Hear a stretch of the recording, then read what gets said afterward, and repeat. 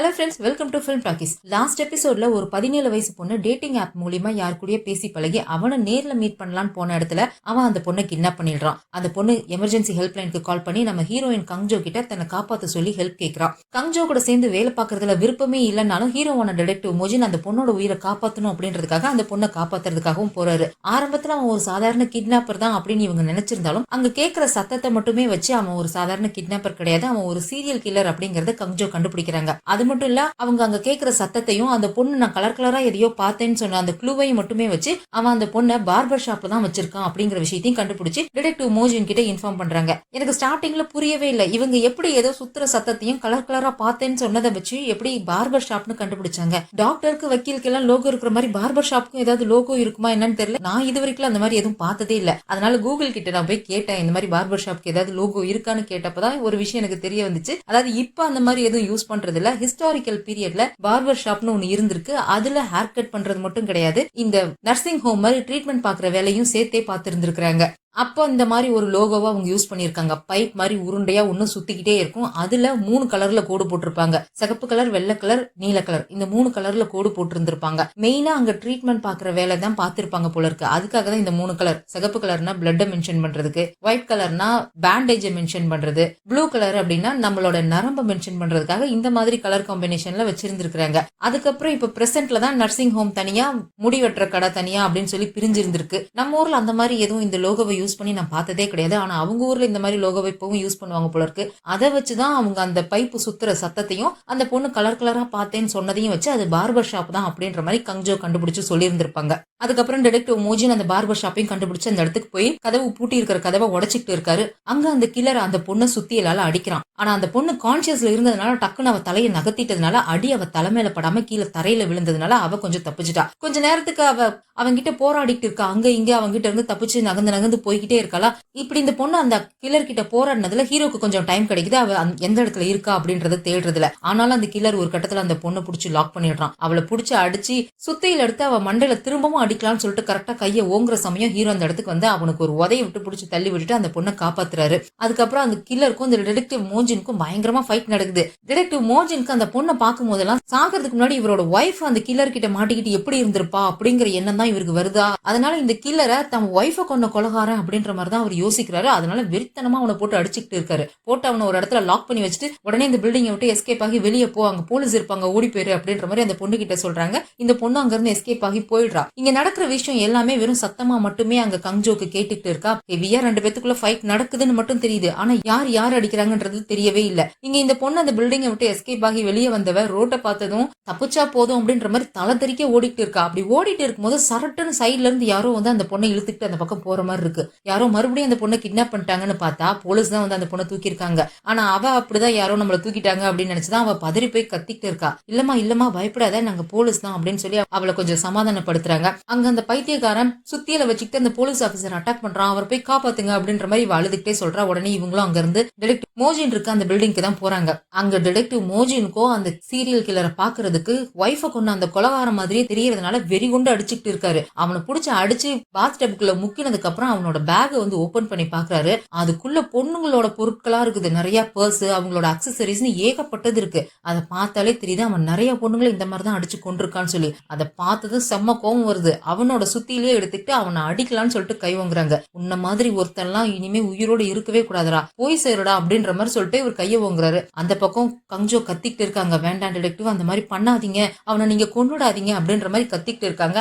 ஆனா அவங்க சொல்றதெல்லாம் இங்க டிடெக்டிவ் மோஜின் கேட்கறதாவே இல்ல. அவர் அடிச்சிடுறாரு. ஆனா வழக்கம் போலதான் தலையில எல்லாம் அடிக்கல, தரையில அடிச்சிடுறாரு. அவனை அடிக்கவே இல்ல. அதுக்குள்ள போலீஸ் எல்லாம் வந்துடுறாங்க. இங்க வந்து பார்த்துட்டு கங்ஜோக்கு இன்ஃபார்ம் பண்றாங்க, அந்த கில்லரை நாங்க அரெஸ்ட் பண்ணிட்டோம், டிடெக்டிவ் மோஜின் சேஃபா தான் இருக்காரு அப்படின்ற மாதிரி இன்ஃபார்ம் பண்றாங்க. இதை சொன்னதுக்கு அப்புறம் தான் அவங்களுக்கு உயிரே வருது. கரெக்டா இதோட இவங்களோட மிஷன் வந்து 10 நிமிஷத்துக்கு முன்னாடியே முடிஞ்சிருச்சு. அதாவது இவங்களோட கோல்டன் டைமே அந்த 10 நிமிஷம் தானே. 10 நிமிஷத்துக்குள்ள விக்டிமையும் காப்பாத்தி கல்பிரிட்டையும் அரெஸ்ட் பண்ணணும் அப்படிங்கிறது தான் அந்த கோல்டன் டைம் டீமோட தீமே. அதுக்குள்ள இவங்க சொன்ன சொன்ன மாதிரி அந்த பொண்ணோட உயிரையும் காப்பாத்திட்டாங்க, அந்த சீரியல் கில்லரையும் அரெஸ்ட் பண்ணிட்டாங்க. பின்னாடி இதையெல்லாம் நின்னு வேடிக்கை பார்த்துட்டு இருக்க அந்த உயர் அதிகாரிகள் எல்லாம் தலையை தொங்க போட்டுட்டு நின்னுட்டு இருக்காங்க. நம்ம கங்ஜோ கெத்தா போய் கேக்குறாங்க, இப்ப என்ன சார் சொல்றீங்க? இப்போ உங்களுக்கு தெளிவாவே புரிஞ்சிருக்கும்னு நினைக்கிறேன் நான் சொன்ன அந்த கோல்டன் டைம் டீமோட அவசியம் என்னங்கறத அப்படின்ற மாதிரி கங்ஜோ சொல்றாங்க. ஆனா அப்பவும் அந்த டீம் லீடர் எகிரிக்கிட்டு சண்டைக்கு தான் வராரு. இங்க பாருமா, இதற்கெல்லாம் நாங்க ஒத்துக்க முடியாது அப்படின்ற மாதிரி சண்டைக்கு வராரு. உடனே கமிஷனர் அவங்களை பிடிச்சி ஸ்டாப் பண்ணி, இல்ல அந்த பொண்ணு தெளிவா நமக்கு ப்ரூஃப் பண்ணியே காமிச்சிட்டா, இதுக்கு மேல நம்ம முடியாதுன்னு சொல்றதுக்கு எந்த காரணமும் இல்ல.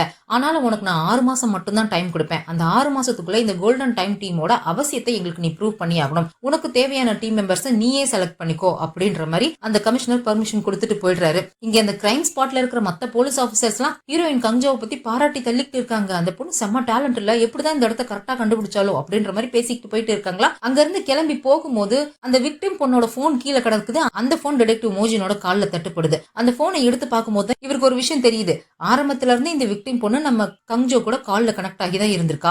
இவங்களும் ஆரம்பத்துல இருந்து எனக்கு சத்தம் கேட்டுச்சுன்னு சொல்லியே தான் இவன் ஒரு சீரியல் கில்லருங்கிறதையும் கண்டுபிடிச்சிருந்திருப்பாங்க. இவன் எந்த இடத்துல இந்த பொண்ணு அடைச்சு வச்சிருக்கான்றதையும் கரெக்டா கண்டுபிடிச்சிருந்திருப்பாங்க. நிஜமாலுமே இந்த பொண்ணுக்கு நமக்கு கேட்காத சத்தம் எல்லாம் கேக்குமா? 3 வருஷத்துக்கு முன்னாடி இவர் ஒய்ஃபோ இறந்தப்பையும் இவங்க அப்படிதான் சொல்லியிருப்பாங்க. அந்த கில்லர் பேசும்போது அவன் ஜாலையில ஏற்படுற சின்ன சின்ன கிராக்ஸ கூட என்னால தெளிவா கேட்க முடியும் அப்படின்ற மாதிரி சொல்லி இருந்திருப்பாங்க. நிஜமாலுமே இவளுக்கு அந்த மாதிரி சத்தம் எல்லாம் கேக்குமா அப்படின்ற மாதிரி நம்ம மோஜினுக்கு சந்தேகம் வருது. இதோட இவங்களோட ஃபர்ஸ்ட் கேஸ் முடிஞ்சிருச்சு இல்லையா? இதுக்கப்புறம் வரப்போற 2வது கேஸ்க்கு இவங்க வச்சிருக்க பேரு டூ ஃபேஸ்டு ஹீலர். ஹீலர்னா வைத்தியர், டாக்டர் அந்த மாதிரி தானே அர்த்தம். இரட்டை முகம் கொண்ட டாக்டர் அப்படின்ற மாதிரி வச்சுக்கலாம். அந்த ஹெல்ப்லைன் கால் சென்டர்ல இருந்து வெளியில வந்து இந்த கமிஷனரும் டீம் லீடரும் பேசிக்கிறாங்க. அந்த டீம் லீடர் சொல்றாரு, எனக்கு என்னமே இந்த பொண்ணோட இன்டென்ஷனே சரியில்லைன்னு தான் தோணுது. அந்த பொண்ணை பத்தின ரூமர் இப்பவும் உண்மையா இருக்குன்னு தான் எனக்கு தோணுது. இந்த டிடெக்டிவ் மோஜினோட ஒய்ஃபு கொண்ட அதே கொலைகாரன் தான் அவளோட அப்பாவும் கொலை பண்ணிட்டு தான் அவ ஆரம்பத்துல இருந்து சொல்லிட்டு இருக்கா. ஆனா அவளோட அப்பா இறந்தது ஹிட் அண்ட் ரன் ஆக்சிடென்ட் கேஸ்ல.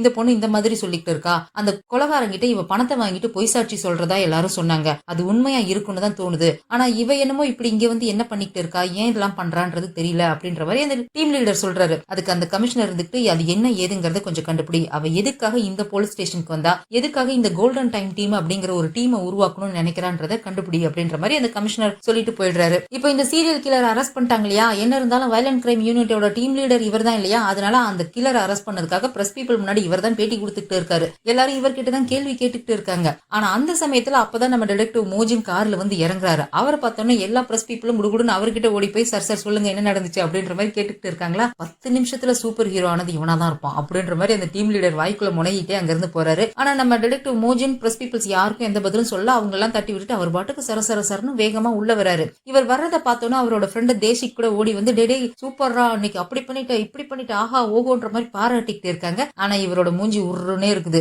என்னடாச்சு, ஏதாவது பிரச்சனையா, ஏதாவது சொல்லுடா அப்படின்ற மாதிரி கேட்டுக்கிட்டே வராங்களா. நீ எனக்கு ஒரு விஷயம் சொல்லு. இப்போ நீ இந்த இடத்துல நின்னுட்டு இருக்க, இந்த காரிடோரோட அந்த கடைசியில ஒரு பார்பர் ஷாப் இருக்கு, உன்னால அந்த சத்தத்தை கேட்க முடியுமா அப்படின்ற மாதிரி டிடெக்டிவ் மோஜின் கேக்குறாரு. என்னடா உளர்ற, அந்த சத்தத்தை எப்படிடா என்னால கேட்க முடியும்? ஒருவேளை அந்த இடத்துல நின்னுட்டு நீ என்ன கூப்பிட்டீங்கன்னா உன்னோட சத்தத்தை வேணா என்னால கேட்க முடியும், பார்பர் ஷாப்போட சத்தத்தை எல்லாம் என்னால எப்படிடா கேட்க முடியும் அப்படின்ற மாதிரி தேசிக் சொல்றானா. அப்ப அது இம்பாசிபிள் இல்ல, அவளை வச்சுக்கிறேன் இரு அப்படின்ற மாதிரி சொல்லிட்டு இவர் கோவமா போறாரு.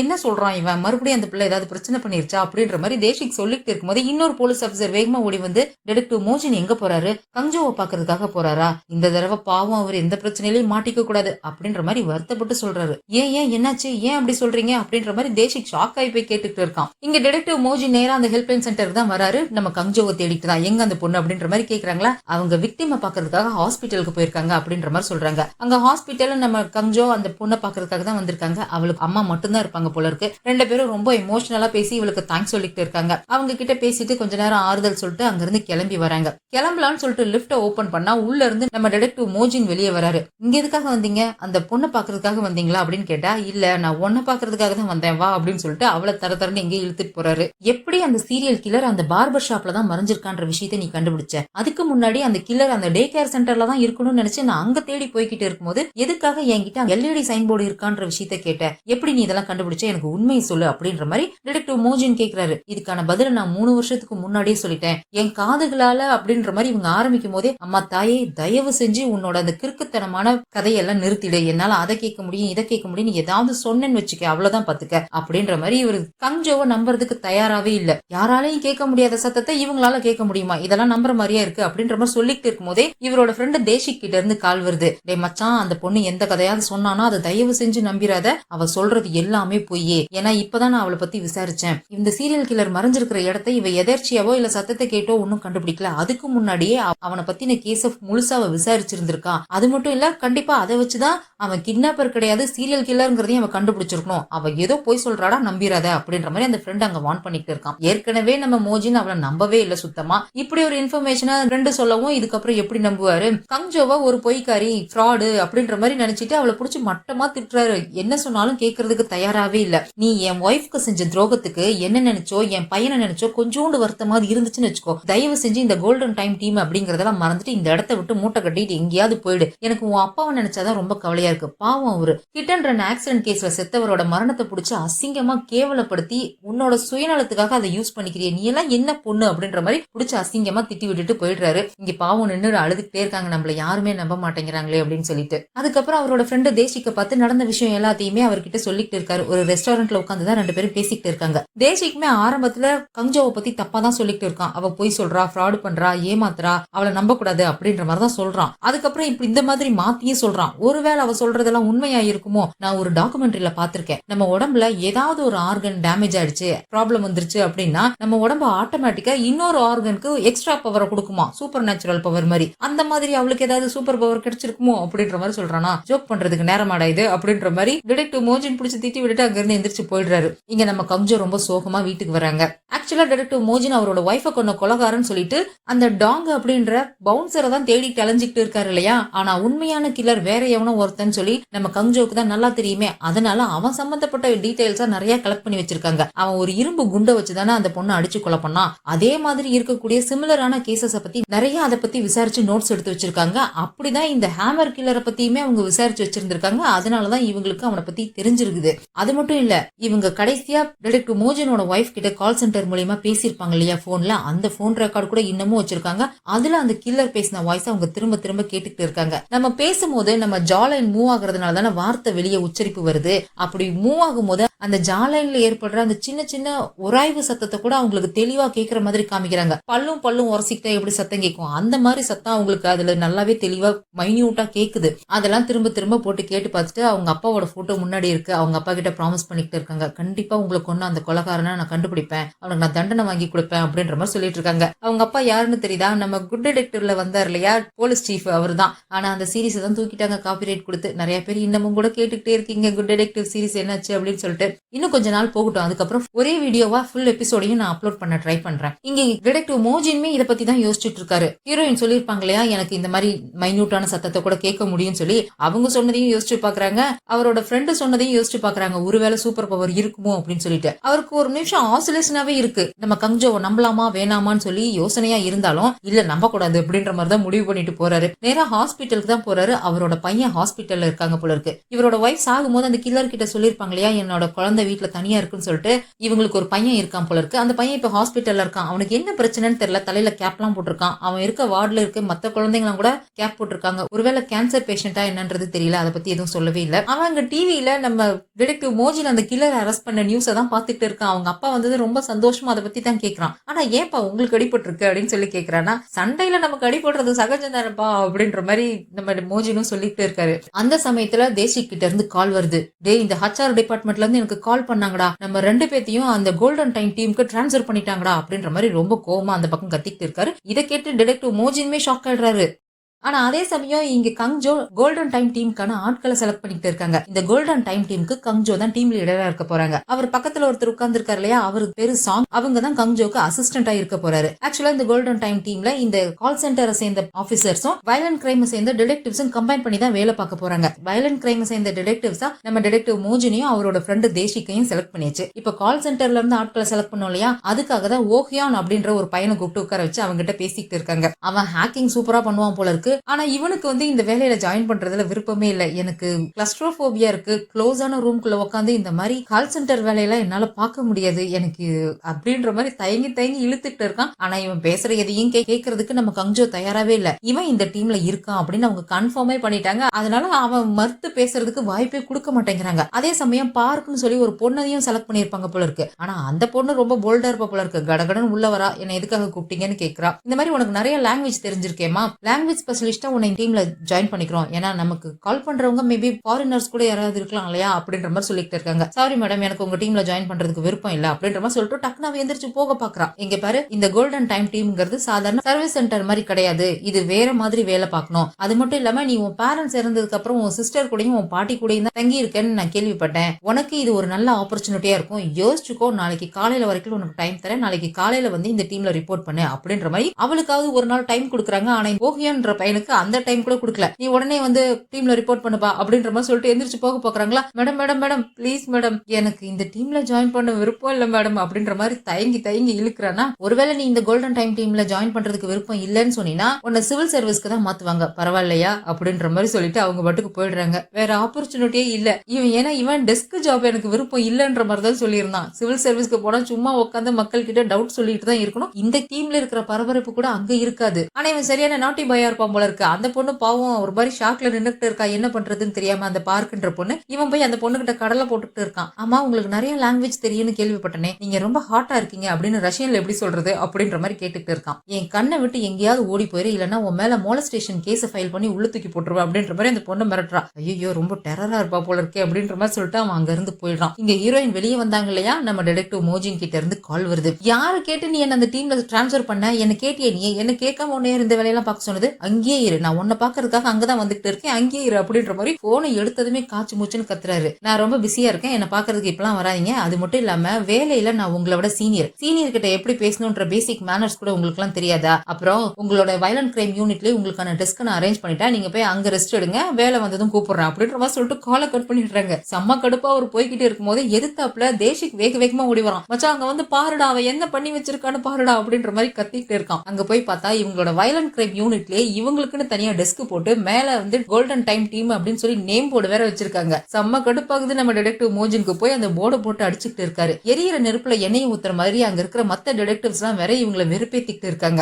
உன் பொண்டாட்டியை கொன்ன கொலகாரங்கிட்ட பணத்தை வாங்கிட்டு அவனை எஸ்கேப் ஆக விட்டு அவளுக்கு கீழேயே நீ போய் வேலை பாக்குறியே, மேல இருந்து உன் பொண்டாட்டி இதை பார்த்தானா உன்னை பத்தி என்ன நினைப்பா அப்படின்ற மாதிரி வேற சொல்லிடுறாங்க. பெரிய கலவரம் ஆகுது. போலீஸ் ஸ்டேஷன் மாதிரியே தெரியல, சந்த கடை மாதிரி ஆளாளுக்கு அடிச்சுட்டு இருக்காங்க. இந்த டீம் லீடர் தான் வந்து அவங்களை தடுத்து நிறுத்துறாரு. மோஜினை கூப்பிட்டு போய் திட்டுறாரு. எதுக்குடா போய் அந்த பொண்ணோட டீம்ல ஜாயின் பண்ண, அவங்க நம்ம டீமை டம்ப் பண்ணணும்னு நினைக்கிறாங்க, நம்மள டீமை மட்டம் தட்டணும்னு நினைக்கிறாங்க, அவங்களுக்கு ஹெல்ப் பண்ற மாதிரி நீ வேலை பாக்குறியே அப்படின்ற மாதிரி திட்டிட்டு இருக்காரா. சார் எனக்கு தெரியாது சார், நான் அந்த டீம்ல போய் ஜாயின் பண்ணவே இல்ல, அவளாவே என் பேரை தூக்கி அந்த டீம்ல ஜாயின் பண்ண வச்சுட்டா, நான் என்ன பண்றது அப்படின்ற மாதிரி இங்க கத்திட்டு இருக்காரு. அதே சமயம் ஒரு 7 வயசு பையன் ஹெல்ப்லைனுக்கு கால் பண்ணி என்ன எங்க அம்மா கத்தியால குத்திட்டாங்க, என்ன காப்பாத்துங்க அப்படின்ற மாதிரி சொல்றான். அதை ஒரு பொண்ணு கங்ஜோ கிட்ட இன்ஃபார்ம் பண்றா. இந்த மாதிரி ஒரு பையன் கால் பண்ணி சொல்லியிருக்கான், ஆனா அவன் கால் பண்ண நம்பர்ல USIM சிப் இல்ல, அதனால இது பிராங்க் காலா இருக்கலாம் அப்படின்ற மாதிரி சொல்றான். USIM சிப்னா எனக்கு என்னன்னு தெரியல, ஏதோ ஐடென்டிட்டி ரெஜிஸ்டர் ஆகாத நம்பர் அப்படின்ற மாதிரி போட்டிருந்துச்சு, எனக்கு அது கிளியரா தெரியல. ஆனா அது பிராங்க் காலா இருக்கிறதுக்கு தான் வாய்ப்பு இருக்கு, ஏன்னா அம்மாவே ஒரு பையனை கத்தியால குத்துனாங்கன்னு சொன்னா அது நம்பர் மாதிரி இல்ல அப்படின்ற மாதிரி சொல்றா. அதுக்கு உடனே கங்ஜோ இருந்துட்டு அந்த காலை எனக்கு டிரான்ஸ்ஃபர் பண்ண நான் பாத்துக்கிறேன் அப்படின்ற மாதிரி சொல்லிட்டு இவங்க அந்த பையன்கிட்ட பேசுறாங்க.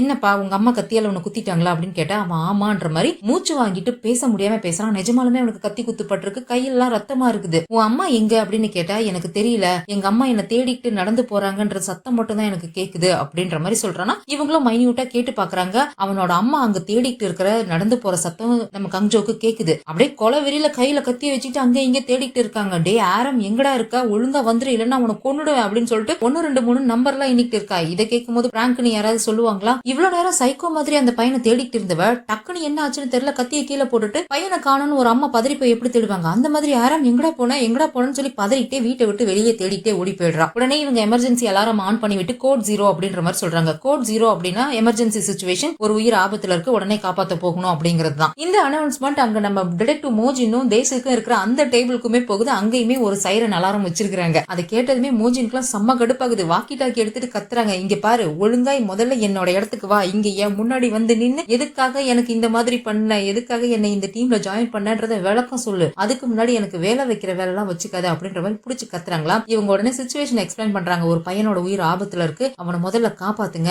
அப்படின்னு சொன்னா என்னால போக முடியாது, நீ சொல்ற வேலையை நான் செய்ய முடியாது அப்படின்ற மாதிரி மோஜின் சொல்லிடுறாரு. நீங்க மட்டும் இப்ப என்னோட இந்த ஆர்டர் எடுத்துட்டு போய் அந்த பையன் உயிரை காப்பாத்தாம இருந்தீங்கன்னா இன்னைக்கு நைட்டுக்குள்ள உங்களோட போலீஸ் பேட்ச் உங்களை விட்டு போயிடும், பரவாயில்லையா அப்படின்ற மாதிரி சொல்றாங்க. ஓ, உனக்கு என் வேலையை பறிக்கிற அளவுக்கு தைரியம் இருக்கா, உன்னால முடிஞ்சா பண்ணிக்கோ, முடிஞ்சா என்னோட போலீஸ் பேட்சை என்கிட்ட இருந்து பறிச்சு பாரு அப்படின்ற மாதிரி அவர் தைரியமா சவால் விட்டுட்டு இருக்காரு. தேசிக் தான் வந்து டே வேணாண்டா, அங்க ஒரு சின்ன பையனோட உயிர் ஆபத்துல இருக்குன்றாங்க, முதல்ல நாம போய் அந்த பையனை காப்பாத்துவோம், அதுக்கப்புறமா இது என்ன ஏதுன்னு பேசிக்குவாண்டா, கொஞ்சம் அமைதியா இரு அப்படின்னு சொல்லி கன்வின்ஸ் பண்ணி கூட்டிட்டு போறாங்க. இவருக்கு வந்து ஹீரோயினை திட்டணும்னு தோணுது, ஆனா என்ன திட்டுறதுன்னு தெரியல. வாக்கி டாக்கி எடுத்து வச்சுட்டு பயங்கரமா ஆன்னு கத்திட்டு அவர் பாட்டுக்கு போயிடுறாரு. இங்க கஞ்சு அந்த பையன் கிட்ட பேச்சு கொடுக்குறாங்க. தங்கம், உன்னோட பேர் என்ன, உனக்கு என்ன வயசு ஆகுது, உன் அம்மாவோட பேர் என்னன்னு கொஞ்சம் சொல்றியா அப்படின்னு கேக்குறாங்க. எனக்கு 7 வயசு ஆகுது, என்னோட பேரு ஆரம், என் அம்மாவோட பேர்லாம் எனக்கு தெரியாது அப்படின்ற மாதிரி சொல்றான். இவனோட கால் எங்க இருந்து வருதுன்னு சொல்லி அந்த ஏரியாவில 2 கிலோமீட்டர் ரேடியஸா அவங்க சர்க்கிள் பண்ணிருக்காங்க, முன்னாடி கேஸ் மாதிரியே. ஆனா எக்ஸாக்டா எந்த லொகேஷன்ங்கிறத இவங்களால கண்டுபிடிக்க முடியல. ஏன்னா அந்த கால் பண்ற நம்பரோட எக்ஸாக்ட் லொகேஷன் இவங்களை கண்டுபிடிக்கணும்னா அதோட ஐடென்டிட்டி வேணுமா, ஐடென்டிட்டி தான் அதுல தெரியல அப்படின்ற மாதிரி வேற சொல்றாங்க.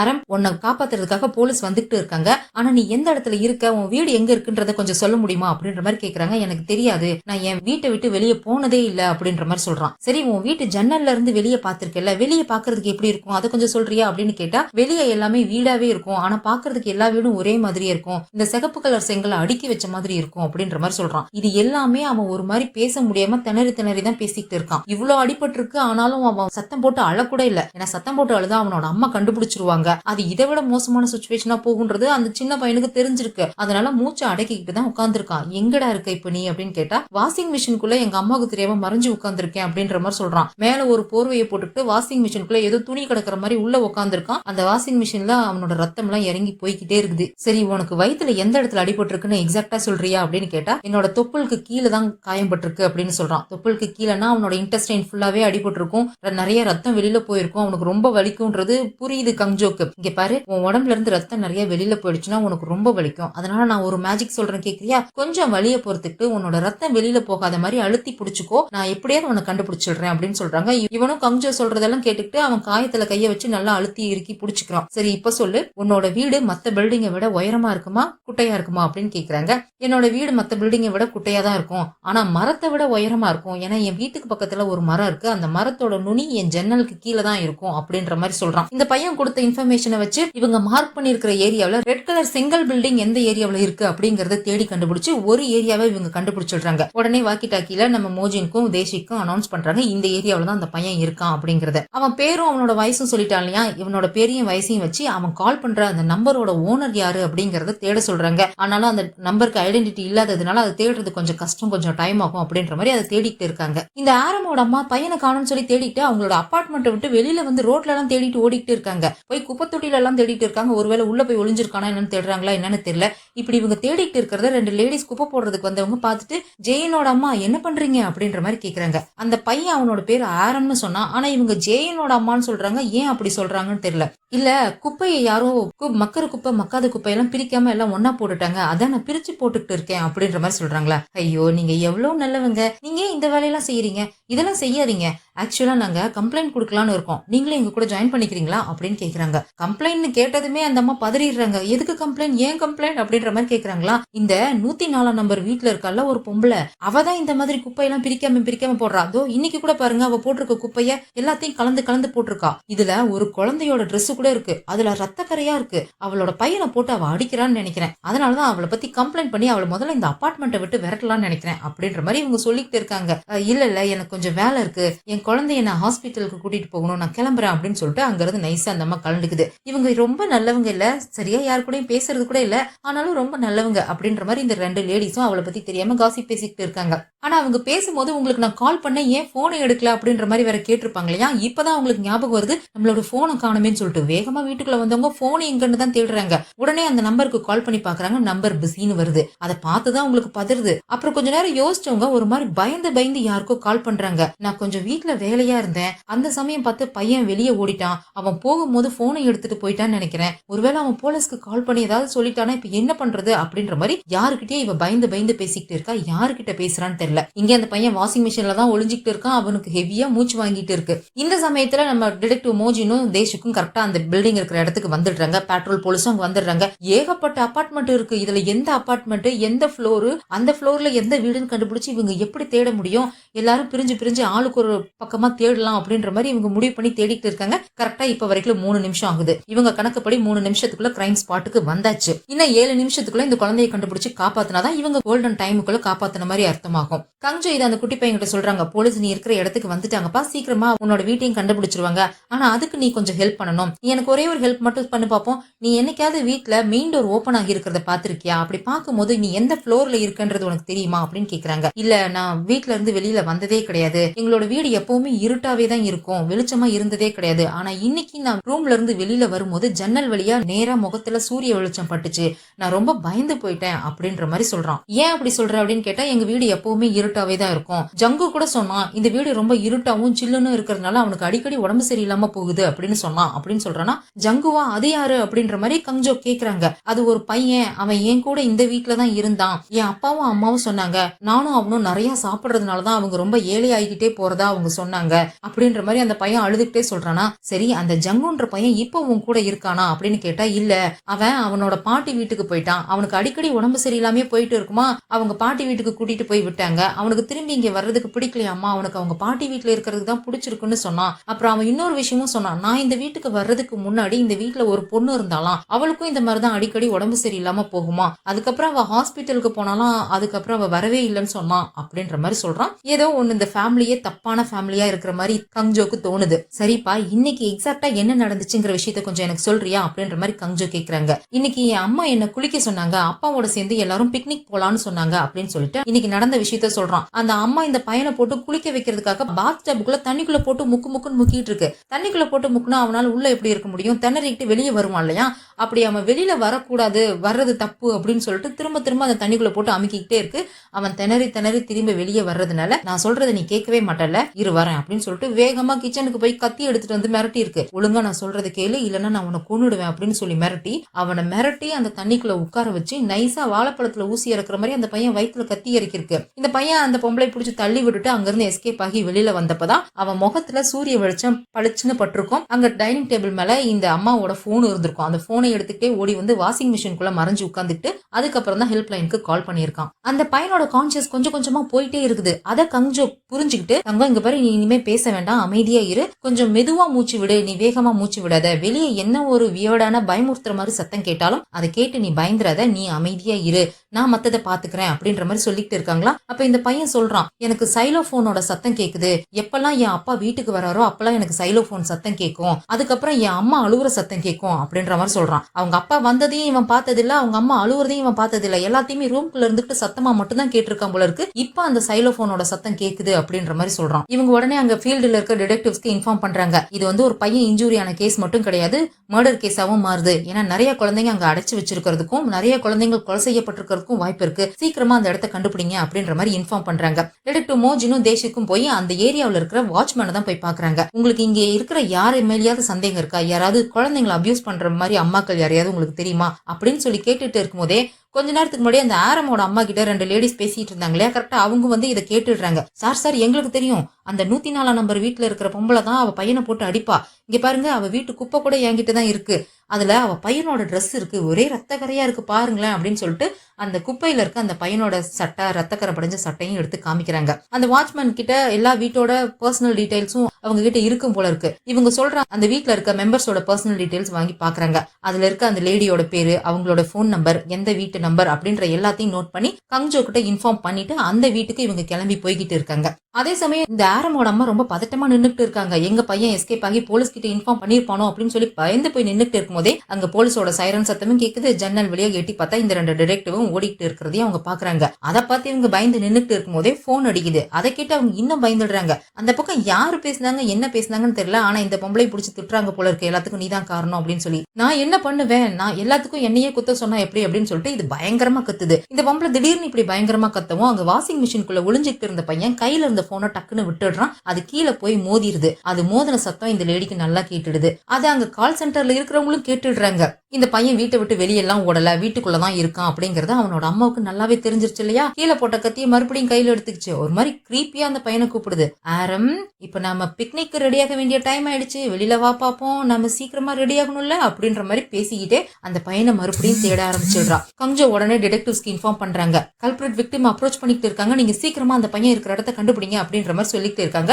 இதுக்கு நடுவுல அந்த 104 நம்பர் வீட்ல இருக்க லேடியோட இன்ஃபர்மேஷன் கொடுத்தாங்க இல்லையா, அந்த லேடியோட போன் நம்பரை வச்சு செக் பண்ணி பார்க்கும்போது அந்த வீட்ல ஒரு சிங்கிள் மதர் தான் இருக்காங்க. அவங்க ஹஸ்பண்ட் டைவர்ஸ் பண்ணிட்டாங்க. அவங்களுக்கு ஒரு பையன் இருக்கான். அவனுக்கு 8 வயசு ஆகுது. எலிமெண்டரி ஸ்கூல்ல படிச்சுட்டு இருக்கான் அப்படின்ற விஷயத்த சொல்றாங்க. இது எதுவுமே ஆரமோட மேட்ச் ஆகவே இல்ல. அவனுக்கு அப்பா இருக்காங்க. அவன் வீட்டை விட்டு வெளியில போனதே இல்ல. அவன் எப்படி எலிமெண்டரி ஸ்கூல்ல படிக்க முடியும்? பத்தாவதுக்கு அவனுக்கு வெறும் 7 வயசு தான் ஆகுது. இவங்க சொல்ற பையனுக்கு 8 வயசு ஆகுது. இப்ப நீங்க தேடி போயிட்டு இருக்கிறது தப்பான அட்ரஸ் அப்படின்ற மாதிரி கங்ஜோ சொல்றாங்க. 7 வயசு 8 வயசுங்கிறது ஒரு சின்ன டிஃபரன்ஸ் தானே. கன்ஃபியூஷன்ல ஏதாவது டேட் ஆஃப் பர்த் மாத்தி கூட போட்டிருந்திருக்கலாம். நாங்க எதுக்கும் அந்த வீட்டுக்கு போய் பாக்குறோம் அப்படின்ற மாதிரி டிடெக்டிவ் மோஜின் சொல்லிட்டு 2 பேரும் அந்த 104 நம்பர் வீட்டுக்கு தான் போறாங்க. ஆனா ஆரம் சொல்லியிருப்பான் அவன் வீட்டோட ஜன்னல்ல இருந்து மரத்தோட உச்சியை பார்க்க முடியும் அப்படின்ற மாதிரி சொல்லியிருப்பான். இவங்க சொல்ற 104 நம்பர் வீடுங்கிறது கண்டிப்பா ஃபர்ஸ்ட் ஃப்ளோர்ல தான் இருக்கும். ஃபர்ஸ்ட் ஃப்ளோரோட சின்னதா எந்த மரமும் இருக்கிறதுக்கு வாய்ப்பே இல்ல இல்லையா. சோ இவங்க தேடி போற 104 நம்பர் வீடு தப்பான வீடு அப்படிங்கிறது கங்ஜோக்கு புரியுது. கரெக்டா டிடெக்டிவ் மோஜின் அந்த வீட்டு வாசல்ல போய் அந்த டோர் கிட்ட கை வச்சு திறக்கலான்னு போகும்போது கங்ஜோ ஸ்டாப் பண்றாங்க. எனக்கு என்னமோ தப்பா தோணுது, நீங்க போறது தப்பான வீடு, அங்க ஆரம் கிடையாது அப்படின்ற மாதிரி சொல்றாங்க. புடிச்சு திட்டி விட்டுறாரு.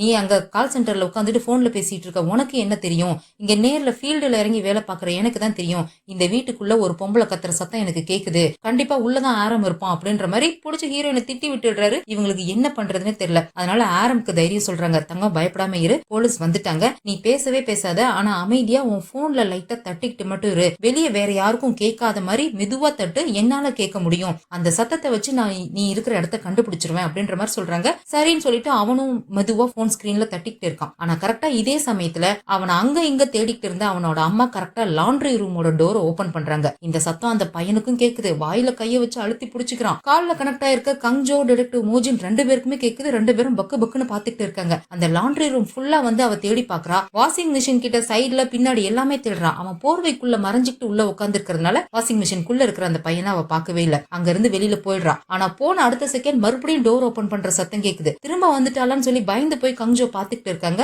ஆனா அங்க டிடெக்டிவ் மோஜின் அந்த 104 நம்பர் வீட்டை ஓபன் பண்ணிட்டு உள்ள போய் பாக்குறாரு. அங்க அந்த அம்மா அவ பையன் சரியா சாப்பிடலன்னு சொல்லி அவனை போட்டு அடிச்சுக்கிட்டு இருக்கா. இது ஆரமோட வீடு இல்லன்றது தெரியுது இல்லையா. பதறி போய் வெளியில ஓடி வராங்க. இது ஆரமோட வீடு இல்ல, நம்ம தப்பான இடத்துக்கு வந்திருக்கோம் அப்படின்ற மாதிரி சொல்றாங்க. செம்ம கடுப்பாகுது கங்ஜோக்கு. அததானே இவ ஆரம்பத்துல இருந்தே சொல்லிட்டு இருக்கா. இப்ப வேற 8 நிமிஷம் ஆயிடுச்சு. இன்ன வரைக்கும் அவங்க ஆரம்ப கண்டுபிடிக்கவே இல்ல. ஆனா அங்க அந்த லாண்ட்ரி ரூம்ல மறுபடியும் டோர் ஓபன் பண்ற சத்தம் கேட்டுச்சு இல்லையா. அந்த அம்மா தான் மறுபடியும் டோர் ஓபன் பண்ணிட்டு உள்ள வந்திருக்கா. ஏன்னா அவ வாஷிங் மிஷினோட அவுட்லெட் பைப்ல ரத்தம் சொட்டுறத பாத்துருக்கா. அதனாலதான் திரும்ப வந்திருக்கா. வந்து பாக்குறா அந்த ரத்தம் வாஷிங் மிஷின்ல இருந்து சொட்டிக்கிட்டு இருக்கிறதுல இருந்தே தெரியுது பையன் உள்ளதான் மறைஞ்சிருக்கான்னு சொல்லி. ஆரம் நான் உன்னை கண்டுபிடிச்சிட்டேன் அப்படின்ற மாதிரி சொல்ற பாரு. தூக்கி வாரி போடுது இங்க கங்ஜோக்கும் டிடெக்டிவ் மோஜினுக்கும். அந்த பையனுக்கு எல்லாம் உயிரே இல்ல. அப்படியே பயந்து நடுங்கிட்டு இருக்கான். மெதுவா வந்து அந்த வாஷிங் மிஷின்குள்ள எட்டி பாக்குறா. போர்வைக்குள்ள பையன் ஒளிஞ்சிருக்கிறது நல்லா தெரியுது. இங்க இந்த டிடெக்டிவ்ஸா நடுத்தெருல வந்து நின்னுட்டு எங்க போறதுன்னு தெரியாம கண்ணா பின்னான்னு சுத்தி சுத்தி தேடிக்கிட்டு இருக்காங்க. என்ன பண்றதுன்னு இவங்களுக்கு ஒண்ணுமே புரியல. இங்க இந்த அம்மா வாஷிங் மிஷின் ஓபன் பண்ணி அந்த பையன் சட்டையை பிடிச்சு அப்படியே தூக்குறான். அவன் அங்க கத்து கத்துன்னு கத்துறான். அம்மா என்ன விட்டுடுமா, எனக்கு பயமா இருக்குமா, விட்டுடுமான்ற மாதிரி கத்திக்கிட்டு இருக்கான். இதோட இந்த எபிசோட் முடியுது. இதுக்கப்புறம் என்ன நடந்துச்சுங்கிறது அடுத்த எபிசோட்ல பார்த்து தெரிஞ்சுக்கலாம். இந்த வீடியோ பிடிச்சிருந்தா லைக் பண்ணிடுங்க. அப்படியே ஹைப்பையும் தட்டிட்டு ஃபிலிம் டாக்கீஸ்க்கு சப்ஸ்கிரைபும் பண்ணிடுங்க. அடுத்த எபிசோட்ல சந்திக்கலாம். பை.